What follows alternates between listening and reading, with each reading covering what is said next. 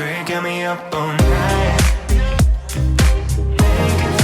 Thinking about you. Got me staying up all night. Hi guys, it's ASBYT and this is my 65-inch LG OLED TV, and it's been a mainstay in my studio setup ever since LG sent it out a while back. Now there's no denying it's absolutely gorgeous, but there's also no denying that at around £2,500 UK pounds, not everyone's going to be able to afford it, and also, let's be honest, not everyone is going to be able to have space to fit this in their setup. So if you're in that camp, but you still want a brand new 4K TV, then this 48-inch LG C10 might be right up your street. I think this might be one of the best all-round premium 4K TVs available for most people, and you'll see what I mean in a minute.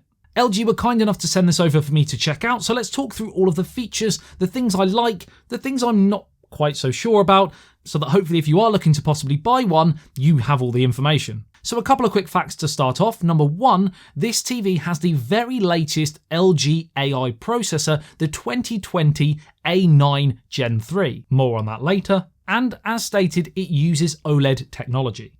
This means there is no backlight. Instead, it has self-lit pixels where every pixel is capable of being on or completely off depending on the video or image that's being shown. So not only is the contrast amazing with perfect blacks, but the TV can also be wafer thin. I'm not going to lie, it does look awesome. The colours look really vivid, pictures are insanely sharp, but if you are going to wall mount it, because it's so thin and fairly flexible, it does feel a little bit flimsy, so if you are going to be adjusting positions a lot, then just be careful. You don't really need to be moving the TV around that much though, because the viewing angles are great.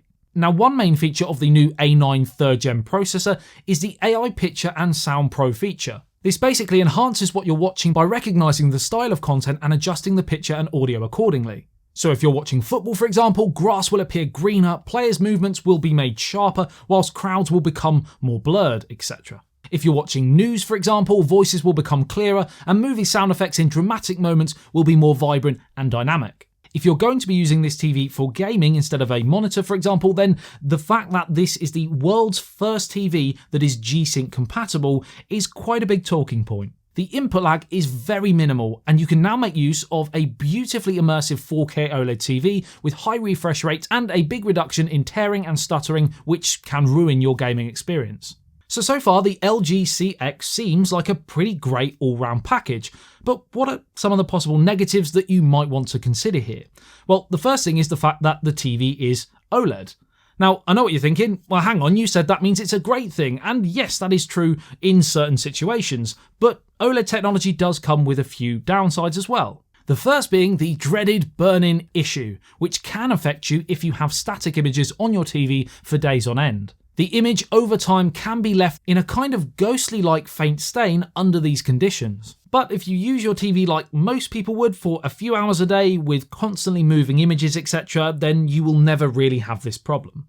Another possible issue with OLED technology is if you're in a brighter environment, i.e. next to a window for example, or you've got a window directly behind where you're sat viewing and you've got a reflection off the screen, then the actual image quality can be not quite as bright as something like QLED technology from Samsung. Quite simply, OLED and QLED are great technologies, but they are better at different things. So if you're in a darker environment watching cinematic movies, for example, then OLED is going to be better for you, in my opinion. But if you're in brighter environments and indeed need a brighter display, the nature of the technology in QLED is going to give you a brighter picture. So it's kind of swings and roundabouts, and each will appeal to a different style of person.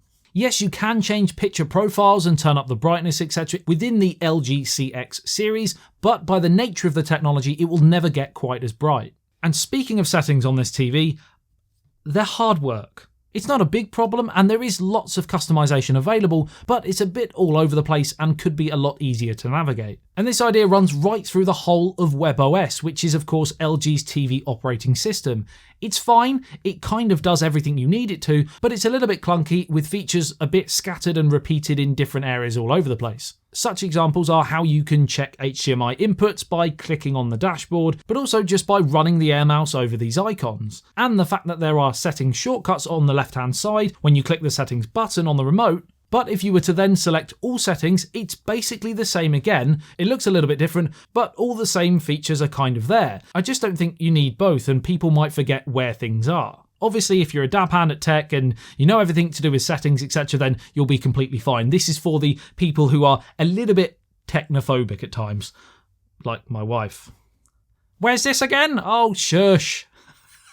The LG App Store is also not amazing. You are very much tied here to the experience LG kind of want you to have, as opposed to being more in control yourself, say with Android TV using the Google Play Store. That being said, there are still loads of apps you can download using the LG software, and a few of the cons aside that we've mentioned, overall this TV is excellent.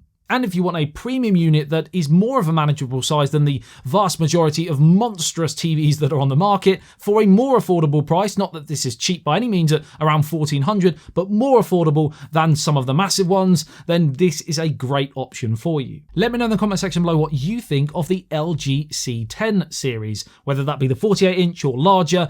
Are they TVs that you're looking to possibly buy? And if not, why not? I'd love to hear your thoughts as always. Like and share if you enjoyed this video and found it helpful. Subscribe if you're new to the channel and love everything tech, breaking tech news, unboxings, reviews. I love you and leave you. I'll see you in the next one. Stay OLED TV, peace out. Do just what you want.